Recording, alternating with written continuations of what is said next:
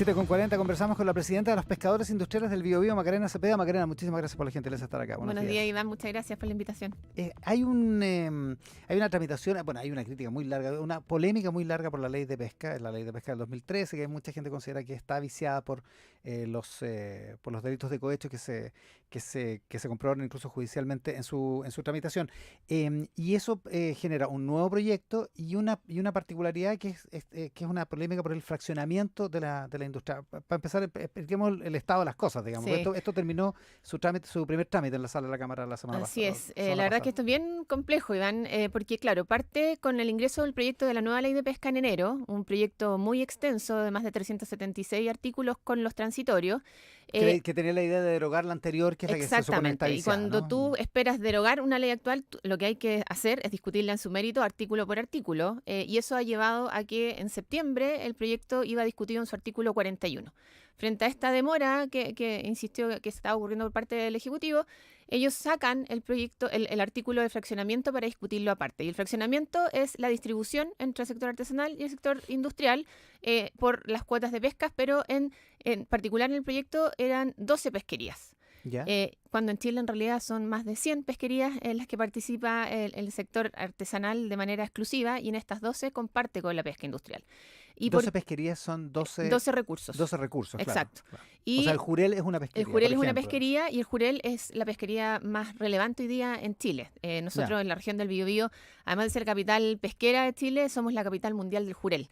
¿Por qué? Porque Chile participa del 66% de la cuota internacional y en la región del Biobío se desembarca cerca del 80% de ese volumen. Ya, o sea, a usted el Jurel Entonces, le el Jurel es más que una otras pesquería muy importante para nosotros. Entonces, en 12 recursos, exacto. 12 pesquerías se refracciona, o sea, se cambia la distribución. Y en particular, en este proyecto de fraccionamiento, lo que se hace es incluyen más pesquerías, más recursos, y termina planteándose un fraccionamiento para 18 pesquerías. Yeah. Entonces, ahora es bien relevante porque aquí se insiste en que es necesario modificar el fraccionamiento porque la pesca industrial le arrebató cuotas a la pesca artesanal en el 2012. Ahora, esto se viene discutiendo precisamente desde antes de la aprobación de la ley de pesca vigente. Claro, porque se trataba de las cuotas. Digamos, exactamente, ¿no? Y es bien importante el punto que tú haces, porque el fraccionamiento se discute el 2011 en una instancia prelegislativa, y en esa instancia prelegislativa lo que se acuerda es traspasar cuotas del sector industrial al sector artesanal.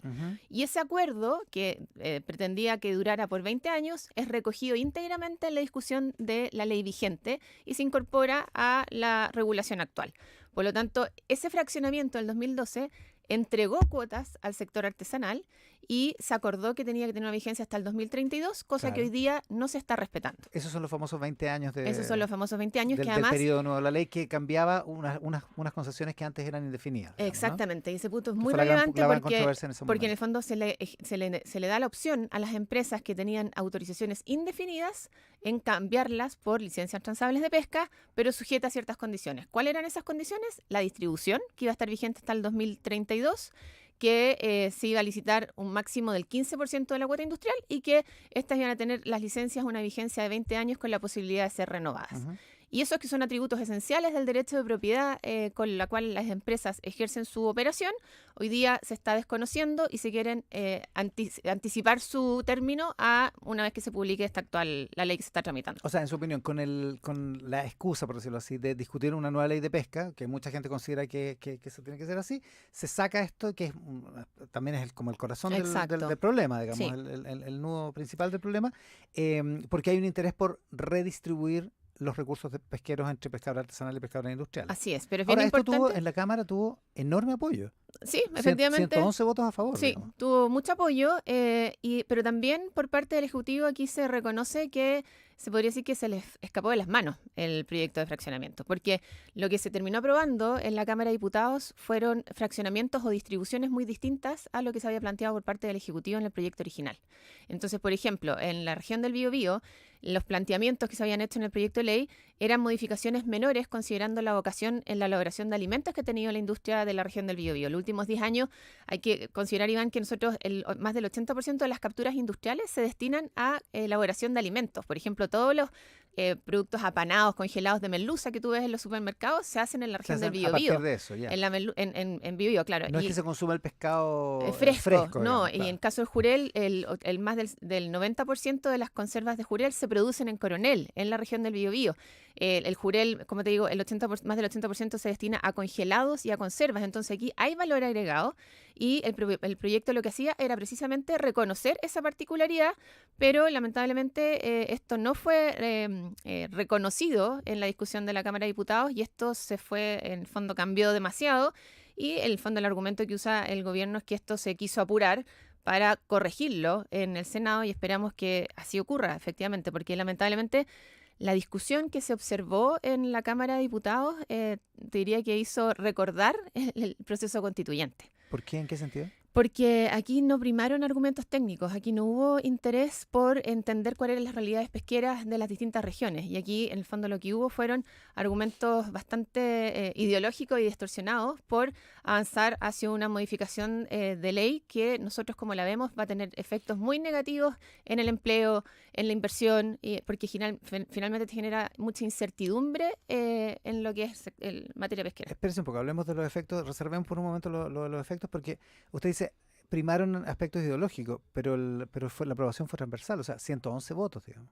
De 155, digamos, no. Sí, pero hay que pensar, Iván, también que estábamos en un momento de elecciones y por lo tanto hay más que primar esta mirada de bien país o de bien regional, general, digamos, primaron intereses particulares pensando en sus propios electores, en regiones que... Está un poco exacerbado ese interés. Exacerbado el ánimo. Y aquí, Iván, es súper importante tener presente que hoy día tenemos un país, que tú lo mencionabas hace unos minutos atrás, con IMASEC 0. Con inflación que sigue repuntando con IPC 1%. Cuando nos enfocamos en la región del Biobío, el desempleo está en torno al 8,5%. Con la crisis de Huachipato se estima que el desempleo debiera crecer a lo menos en 3 puntos más. Entonces, cuando vemos que hoy día estamos en una crisis socioeconómica, particularmente en algunas regiones del país, y vemos que el gobierno insiste en discutir iniciativas programáticas que obedecen a una realidad país de hace más de 2 años atrás, aquí la verdad es que vemos que no está esa conexión con lo que necesitan hoy día los ciudadanos, que es reactivación, es más inversiones, es más empleo, es crecer. Y lamentablemente iniciativas como estas, como el cambio de fraccionamiento, lo que generan es más incertidumbre, cambio en las reglas del juego y por lo tanto aquí lo que vemos es que se va a generar un retroceso y finalmente vamos a estar decreciendo y no apuntando hacia esos mejores números que necesita nuestro país. Estamos con Macarena Cepeda, que es presidenta de los pescadores industriales del Biobío. La visión como el lugar común respecto de esta visión y la visión como desde la ignorancia, por cierto, ve a una pesca industrial que está repartida como unas pocas familias que se apropiaron de los recursos y que básicamente depredan los recursos y además abusan de los pescadores artesanales a los que dejan con muy poco espacio para desarrollar su negocio y por lo tanto esclavizados en la pobreza. Ese es básicamente como el lugar común respecto de esto. Por supuesto la realidad es un poco más compleja que eso, digamos. Sí. Pero efectivamente lo que subyace es, cuando hablamos de fraccionamiento, lo que subyace es la idea de traspasar recursos para pescadores artesanales que efectivamente son mucho más pobres, digamos. Sí, lo que tú comentas es la caricatura típica de tratar de polarizar y mostrar a un pequeño que está empobrecido por el abuso del grande. Pero la verdad es que aquí estamos en una situación que es bastante distinta. En la región del Biobío, la actividad artesanal e industrial son complementarias. Aquí se genera un encadenamiento productivo entre la pesca artesanal y la pesca industrial que es bien virtuoso. Efectivamente, escuchamos argumentos que, como tú bien planteabas, que buscan redistribuir, cuando en realidad lo que necesitamos aquí es generar fomento al valor agregado, a mejorar las condiciones sociales de la pesca artesanal, mejorar el incentivo a las inversiones y haciendo esta transferencia de fraccionamiento al sector artesanal, eso hoy día no lo vamos a lograr. Aquí, solamente un ejemplo, Iván. Cuando traspasamos jurel a la pesca artesanal, esas cuotas de jurel después se tienen que procesar como harina de pescado, porque la pesca artesanal no tiene la tecnificación, no tiene las cuotas individuales para poder cumplir con una materia prima de calidad que pueda ser utilizada para el consumo humano, para las conservas de jurel o para el jurel congelado. Por lo tanto, aquí lo único que estamos haciendo es traspasar cuotas para que sean capturadas por el sector artesanal, pero que no van a ser no se les va a generar mayor valor agregado en la pesca artesanal. Solo puede vendérsela a las fábricas de harina de pescado. En el caso del jurel, en esta calidad sí. Lo mismo pasa con la harina de pescado, perdón, con la sardina común y anchoveta. La sardina común y anchoveta que captura el sector artesanal se le entrega íntegramente a la pesca industrial para que se produzca harina de pescado. Entonces, cuando nosotros necesitamos generar mayor valor agregado, necesitamos que la pesca industrial genere esa captura, porque necesitamos que llegue en la calidad adecuada. Es como un poco lo que estaba detrás de la famosa ley de la jibia. No sé si te acuerdas, Iván, que hace un par de años se aprobó la ley de la jibia, que lo que hizo fue cambiar las autorizaciones, en fondo, los artes que estaban autorizados para la pesca industrial. Claro. Y la pesca industrial no pudo pescar más su cuota. Que es que es la manera de pescar, digamos. Que es la manera de pescar, claro. Simple, ¿no? Y en el fondo lo que estaba detrás de esa iniciativa era que la pesca artesanal capturara y le pudiese entregar la pesca a la pesca industrial para que le incorporara mayor valor agregado. Pero aquí lo que se desconoce es que la pesca artesanal no puede salir a pescar todos los meses del año.